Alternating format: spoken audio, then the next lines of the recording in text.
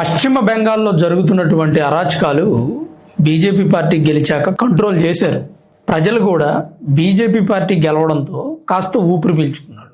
ఇంకా ఫ్యాక్ట్ ఏంటంటే CPM CPI పార్టీలు ఉంటాయి కదా, వాళ్ళు కూడా బీజేపీ పార్టీని అభినందిస్తున్నారు. ఎందుకంటే కాంగ్రెస్ పార్టీ తర్వాత బెంగాల్ని పరిపాలించింది సిపిఎం పార్టీ, వామపక్ష భావజాలం కలిగిన వాళ్ళు చాలా కాలం బెంగాల్ని పరిపాలించారు. అయితే మమతా బెనర్జీ అధికారంలోకి వచ్చిన తర్వాత ఈ 15 ఏళ్లలో సిపిఎం పార్టీ ఆఫీసులను కూడా ఆక్రమించుకుంది. సిపిఎం పార్టీ నాయకులని అనేక చిత్రహింసలకు గురి చేశారు. ఎందుకంటే అపోజిషన్ వాళ్ళుంటే టీఎంసీ పార్టీ గెలవదు, ప్రజల్ని చైతన్యవంతులను చేయకూడదు అని అట్లా చేశారు. ఇప్పుడు మమతా బెనర్జీ రోడ్డు మీదకి వచ్చి గట్టిగా అరుస్తూ ప్రభుత్వాన్ని విమర్శిస్తూ బంగ్లాదేశ్లో హదీ చనిపోవడానికి కారణం అమిత్ షా అని ఆరోపిస్తూ, బంగ్లాదేశ్లో హదీ ఎవరో మీ అందరికి ఐడియా ఉండే ఉంటుంది, ఒకవేళ లేకపోతే నేను చెప్తాను. అవామీ లీగ్ పార్టీ పడిపోవడానికి కారణం ఈ వ్యక్తే. అవామీ లీగ్ పార్టీ ఎవరిది? మన దగ్గర ఆశ్రయం పొందుతున్నటువంటి షేక్ హసీనా గారిది. ఆమె పార్టీ పడిపోవడానికి ఇతను చాలా కృషి చేశాడు, ఉద్యమాలు చేశాడు, యువతని రెచ్చగొట్టాడు, రోడ్ల మీదకి తీసుకొచ్చాడు. షేక్ హసీనా గారి మీద వ్యతిరేకత తీసుకొచ్చి ఆమెనే దేశం నుంచి పారగొట్టారు. ఇప్పుడు తారిక్ రెహమాన్ అధికారంలో ఉన్నాడు. అతని party Bangladesh national party BNP, అది గెలవడానికి ఇతను హెల్ప్ చేశాడు. అయితే తారిక్ రెహమాన్ అధికారంలోకి వచ్చిన తర్వాత హదీ చనిపోయాడు. మరి అతను చనిపోవడానికి ఇటు అమిత్ షాకి సంబంధం ఏముంది?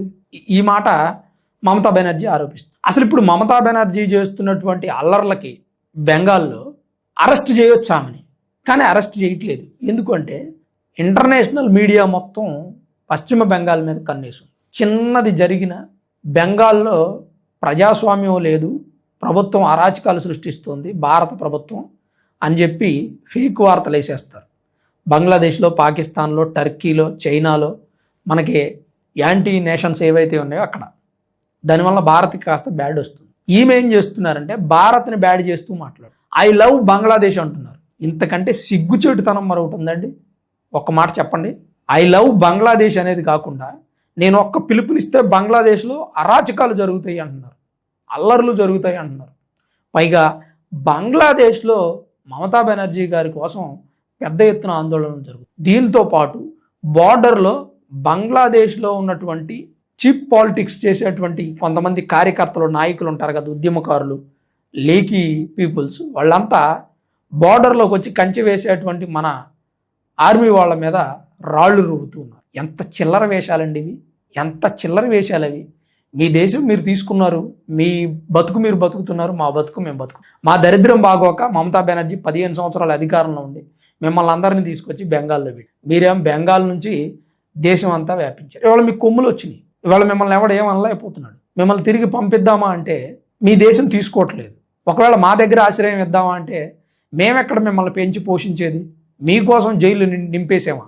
మా ఖైదీలు ఉంటేనే మాకు ఎక్కడ తిండి దండగా 3 పూటలు ముప్పొద్దులే మేపి దున్నపోతులను తయారు చేసినట్టు తయారు చేసి తర్వాత బెయిల్ ఇచ్చి బయటకు వస్తుంది. నేరం చేసిన వాడిని లోపల పెట్టి ఒక 2-3 సంవత్సరాలు మేపడానికే మా ఆర్థిక వ్యవస్థ ఎందుకు నాశనం చేసుకోవాలి? వాళ్ళని కూడా ఏం చేద్దామని చెప్పి ప్రభుత్వాలు ఆలోచిస్తూ ఉన్నాయి. మరి ఇలాంటి నేపథ్యంలో ఎవడో బంగ్లాదేశీ వాళ్ళు వచ్చి ఇక్కడ ఉంటాను అంటే ఎలా ఒప్పుకుంటారు? ప్రభుత్వం ఒప్పుకోదు కదా.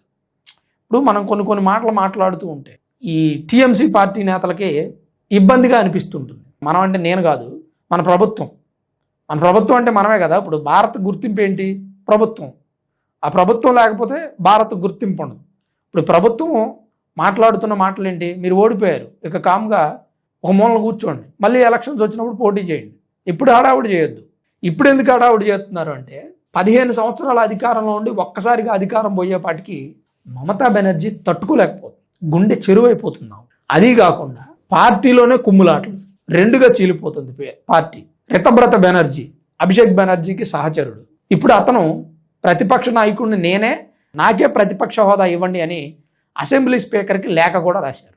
ఆయనంటే ఆయన కాదు, ఆయనకు సపోర్ట్ చేసి మరో 60 మంది ఎమ్మెల్యేలు, గెలిచిందే 80 మంది ఎమ్మెల్యేలు, ఇందులో 60 మంది రితబ్రత బెనర్జీకే సపోర్ట్ చేస్తున్నారు, 20 మంది మాత్రమే మమతా బెనర్జీతో ఉన్నారు. మమతా బెనర్జీ ఏమంటారంటే ఈ రితబ్రతకి ఇవ్వద్దండి, శోభన్ దేవ్కి ఇవ్వండి అని చెప్తున్నారు. శోభన్ దేవ్ అంటే మమతా బెనర్జీ అనుచరుడు.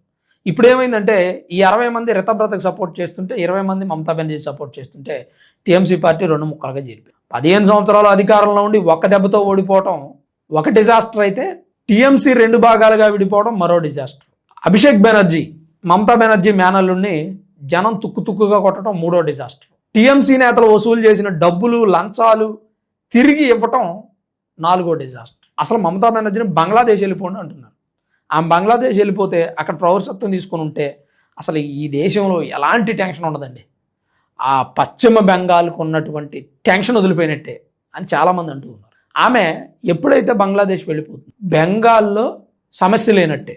ఇక మన ప్రభుత్వం దేశంలో ఇంకెక్కడ ఏ మూలన సమస్య ఉందనేది వెతికి వాటిని రెక్టిఫై చేసే పనిలో పడుతుంది. మరి మమతా బెనర్జీ గారు ఐ లవ్ బంగ్లాదేశ్ అంటాం కానీ ప్రస్తుతం ఆమెని అరెస్ట్ చేయాలని ఆమె రెచ్చగొడుతున్నారు ప్రభుత్వాన్ని. అరెస్ట్ చేస్తే రాజకీయం మారుతుంది.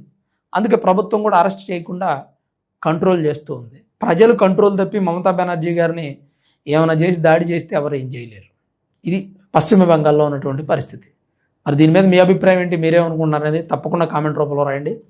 కొంతమంది సోకాల్డ్ పీపుల్ ఉన్నారు, మేధావులు, మమతా బెనర్జీ ఒక్కతే లేడీ సింగం లాగా కేంద్ర ప్రభుత్వం మీద పోరాటం చేస్తుందంట. ఆ మాట అనడానికి కాస్తనే సిగ్గుండాలి, బుద్ధి జ్ఞానం ఉండాలి. ఎందుకంటే ఆ బెంగాల్లో ఉన్నటువంటి ప్రజలు మాకు విముక్తి లభించిందని చెప్పి గుళ్ళకి గోపురాలకి వెళ్ళి దండాలు పెట్టుకున్నారు. సిపిఐ సిపిఎం పార్టీ వాళ్ళకి ఎప్పుడు బీజేపీ పార్టీ వ్యతిరేకమేగా.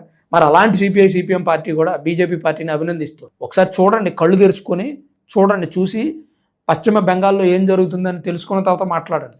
ఏదో మీ కాంగ్రెస్ పార్టీ సపోర్ట్ చేస్తున్నారు కదా అన్నట్టుగా మాట్లాడద్దు. కాంగ్రెస్ పార్టీ అధికారంలోకి వచ్చి పశ్చిమ బెంగాల్లో ప్రజలకి సరైనటువంటి మౌలిక వసతులు కల్పించి స్వేచ్ఛ స్వాతంత్రాలు ఇవ్వగలిగితే కాంగ్రెస్ పార్టీ గురించి అయినా చెబుదాం, తప్పేం లేదు అందులో. ప్రస్తుతానికైతే పశ్చిమ బెంగాల్ పరిస్థితి ఇలా ఉంది. మీ అభిప్రాయాన్ని తప్పకుండా కామెంట్ రూపంలో రాయండి. వీడియో చూస్తున్న ప్రతి ఒక్కరు దయచేసి లైక్ చేయండి. ఇప్పటివరకు వీడియో చూసిన మీ అందరికీ పేరు పేరున ప్రత్యేకించి ధన్యవాదాలు.